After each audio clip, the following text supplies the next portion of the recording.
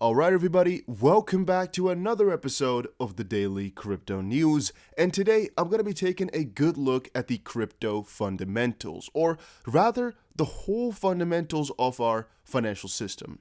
Starting it off here, I got some statistics here of trust in government, and the reason I popped this up and why I found this interesting is because I've seen a decline in my surveys. I ask people very often, like, what do you think about this? What do you think about that?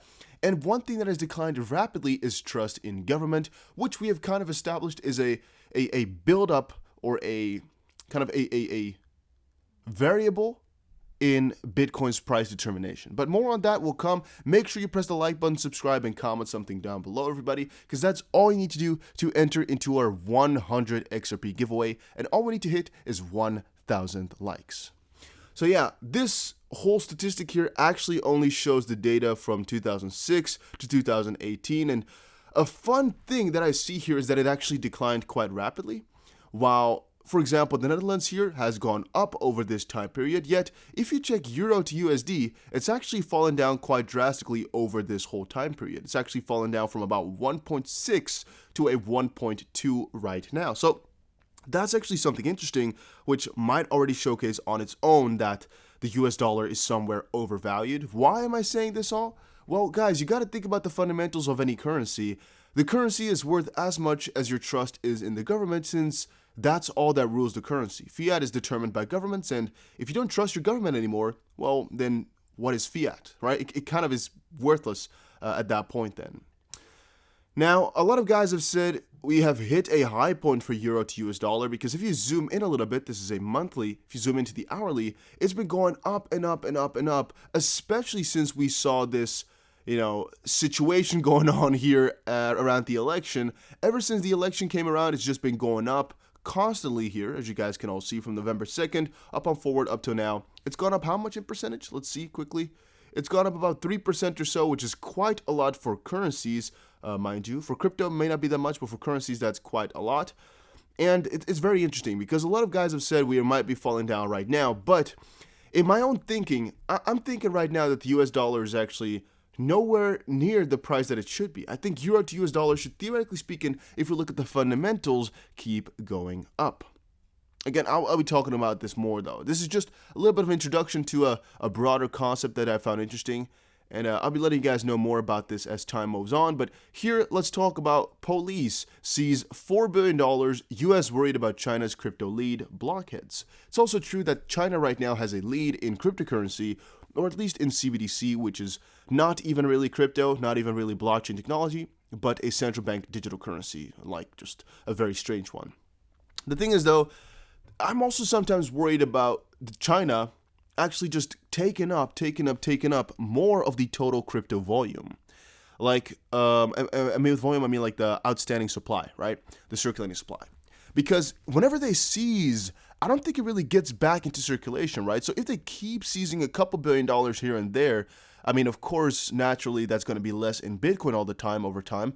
Yet, it is going to be Bitcoin nonetheless. And if they keep taking hundreds of thousands over time here, it's going to be a lot more scarce, which is good, but it's also going to be a lot less trustworthy if they have such a huge amount that they control, because they could just dump it on all of us and be done. And we also saw a little bit earlier that China has also restricted some miners in China of power, which is also something scary because China is the biggest behemoth behind Bitcoin, or at least some miners over in China are. Then some very, very positive news, though. Grayscale Investments adds 7,300 BTC to Bitcoin holdings. So that on its own sounds very good, right? I think anybody would be very happy to see that. And if you check the statistics here, a lot of people told me in the comment section, yeah, prices of Bitcoin are going to be going down right now. And I keep saying I don't care. Because if these guys are buying so heavily, PayPal is and Square is too, I'm not going to be that guy who's going to wait out and wait for these guys to finish buying and buy when they sell, all right? If these big institutions are buying this much, and again, they're buying so much more than I'll ever see in my entire lifetime in one day, yeah, you know what? I'm not gonna doubt that. And another statistic to that is if you check XRP, which a lot of you guys are excited for, Grayscale XRP Trust has also increased from 3 million to about 24 million over in just the last couple of months, in the last 4 months or so. That's a huge increase. I mean, Litecoin has gone up even more. You can see here from 2.2 to 72 million. But as I said before, on Litecoin, they've had some very stupid things going on where Litecoin is so overvalued in their trust at like $2,700 per Litecoin that I don't really get this whole Litecoin system. But Lumens has increased from 0.5 to 3.7. Just period, or the point of it all is they're buying a lot more. And I said as well, right now they're buying mostly BTC, but eventually that's going to be everything. And I'm pretty damn excited for that, guys. I'm pretty damn excited. Ripple and Chris Larson shift whopping 1.5 billion XRP while coin holds at 0.65. So Ripple has released 1 billion from escrow, while Chris Larson and Ripple Genesis wallet have parted with almost 500,000 XRP as the coin holds at the 0.65 level. So actually now I'm kind of confused. We have two 500 million XRP unlocked from escrow, of course. This happens every single month for Ripple and XRP. Don't worry too much about that. But this has been happening since 2017. Previously, after each release, on the first day of the month, around 800 million were sent back. The total amount of XRP kept in escrow at the moment are 48.3 billion, minus 1 billion unlocked today. The amount of XRP held by Ripple is 6.3 billion. And I'm kind of wondering, okay, here we got it. Chris Larson and Ripple shift 453 million XRP. Will Alert spotted another jaw-dropping amount of XRP shifted by Ripple and his former CEO Chris Larson, who is currently the company's executive chairman. Larson conducted 4 transactions from his personal wallet, carrying 10 million and 24 million, and 2 wires worth 100 million each, according to Will Alert and XRP Monitor. 2 transfers bearing 116 million and 102 million coins were conducted from Ripple's Genesis wallet, one of the 100 wallets that was set up at the dawn of the company, as prominent XRP fan Galgatron explained in the comment thread. So as of this point, I don't really know exactly what's happening to this money and what they're doing with that, as again, that's the hard part about following transactions. You know they're happening, but you don't know if people are really selling or not. You can see them moving, but that may be a bullish thing and maybe a really bearish thing, we can't really tell. From the fundamentals, if people are moving money, it mostly means that they are moving it with the intention to sell or distribute, which is negatively impacting the price most of the time, especially if it's a founder. Yet, it could also be that they are planning to move this money for further expansion of XRP, which in turn would be a very bullish thing, right? So it's a difficult one to sketch. Ripple co-founder ramps up sales of XRP due to radical increase in volume, says crypto researcher. Now, this one does not refer to Chris Larson nor any of those guys. It refers to Jet McCaleb, one of the co-founders of XRPL, Ripple, and Stellar Foundation. And yeah, he has like a promise or like a contract set up with Ripple where he can only sell X amount of his coins every single week or every single day of the week. And that updates itself every single week. And since the volume of XRP has gone up so dramatically right now, he can also sell a lot more, which is quite logic, but some people did not like that. I was just thinking, you know what, he's going to sell anyway, and he's a founder, so he is in his completely own right to be selling coins. And the fact that he's got like 3% of the total supply, or even I guess like maybe 7% or so of the outstanding supply is kind of stupid, but what can you do about it, right? What can you do about it? fxcoin and Sumitomo Corporation to use Ripple's XRP for settlements. This is just something good, something positive once more. You know, we've not been covering too much of the news, but the main reason we love XRP so much is the fundamentals, not just because the price looks nice, right? You shouldn't be forgetting that either. fxcoin Limited announced on the 30th that it will start a demonstration experiment using the virtual currency XRP for settlements of claims and debts between Sumitomo Corporation Group companies. The outline of the demonstration experiment is as follows. Sumitomo Corp settles receivables and payables with group companies on a trial basis using XRP. At the same time, Sumitomo Corporation will carry out a future transaction with fxcoin to hedge the price fluctuations of XRP, and fxcoin will sell the applicable XRP on a specific date. All right. XRP fork flare gets support from one major exchange. I told you guys about this yesterday, but I kind of forgot to mention exactly what exchange it was, right? But apparently that one is Poloniex. I already thought so, but I wasn't really 100% sure anymore, but now we know. How good is this? Well, you may determine that for yourself. I mean, almost any exchange is now supporting it except for Coinbase and Binance.us, which are not supporting it. But in general, I kind of feel like this whole situation is a lot less scary than it was before, as, again, everybody has opted on, right? So it doesn't really feel like there's that much risk to it anymore. Crypto market cap eyes 600 billion as Bitcoin finally broke its all-time high.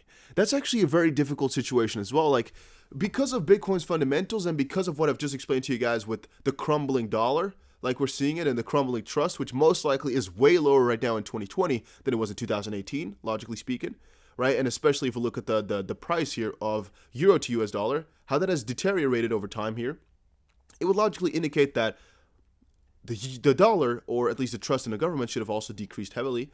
With that idea in mind, we should be seeing a higher Bitcoin coming up, right? We also have some issues with these, what are they called now? Stimulus payments as well. We've talked about that a little bit on the channel.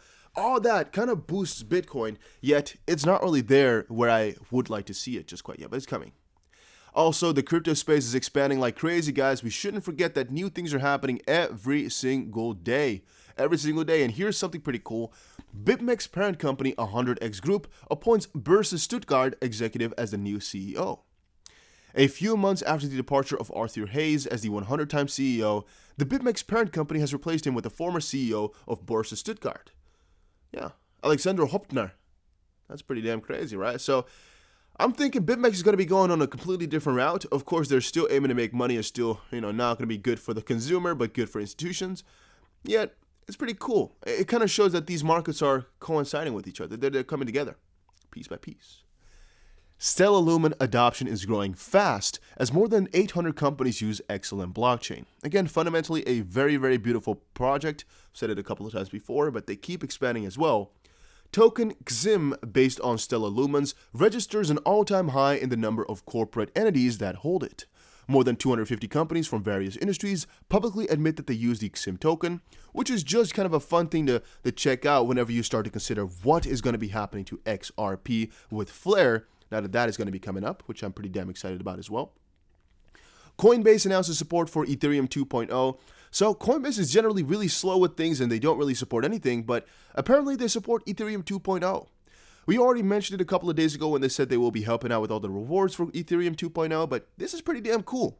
All right, this is pretty amazing to see Coinbase actually taking an active stance on this and saying, yeah, we want this, we like this, and they'll help through the multi-year progress of this switch. Booming, and this one is referring to wait, what was it now? I saw it in the title. I think this was referring to Grayscale actually, but right now I can't see anything Grayscale related. Okay, so I might have messed up a little bit here with this article. Oh no, so no, actually here at the bottom you can see this one. I had it open just to show that some strange articles, but necessarily mostly, a lot of guys are knowing about this Grayscale situation and how they are expanding, and I actually think that Grayscale is one of the bigger fundamentals for crypto right now. Even though I didn't like Grayscale for a very long time, I think with what they're building right now, what they're doing, it's really, really amazing. Right? It's really, really amazing what they're building, what they're thinking about here, and also the fact that they've become so huge is just a comparison to to where things are still going to be going. Like Guggenheim here, who is a $300 billion company, is investing with Grayscale. Like, why would they not just build their own trust system since they're such a huge company? I don't really get that. And with that idea in mind, I think Grayscale has a lot of growth potential here to come as well. And why a continued Bitcoin price dump would actually be extremely bullish. I've explained this at least 10 times before on the channel. Dumps are good, dumps are necessary, and dumps you'll see happen all the time. We just saw a little bit of a flash crash happening, right? In at least XRP, we saw the price go down by 7% in an hour or so. But thing is, things like that happen all the time, and I got another episode coming here. I already got most things prepped for what I want to talk about here, Bitcoin and stuff like that, because things are still looking according to the plan. But still, sometimes people like to comment and say, man, Dusty, you're a freaking dumbass because prices are going to be falling. And I keep telling them, no, they're not. Even if they fall short term, it's about the bigger fundamentals that we should be respecting here or should be thinking about. Bitcoin is still looking very, very juicy. The body that we created here is so much bigger than what we've ever seen before. And XRP, again, is still on a journey to hit that top. So I'm not worried about it. Not worried about it at all. And so a dump would just be extremely bullish because we need those to happen. We need corrections to actually move up higher. And all people who support Elliott wave theory also know about that this, some have called, is already sort of like the, if you have an ABC pattern, this is between A and B, or between B and C. And from the subways, it is level 5 already. Again, if you haven't analyzed it, check it out. which would theoretically speaking mean that we should fall down right now, and quite a heavy percent as well, like maybe 30-35%. We should be falling down to then continue on to C, which again should be somewhere really in the freaking mountains all the way up top. Yet it's never really that easy, right? It's not like you can always just base this and see it's factual. It's like a theory that has a, let's say, 60% chance of winning, but it's not always the case. And Bitcoin has proven time upon time again that it doesn't really go along with logic. It actually defies a lot of that, mostly because of what we've also seen in, well, at least in my opinion, euro to US dollar, as that one should support everything that Bitcoin is doing.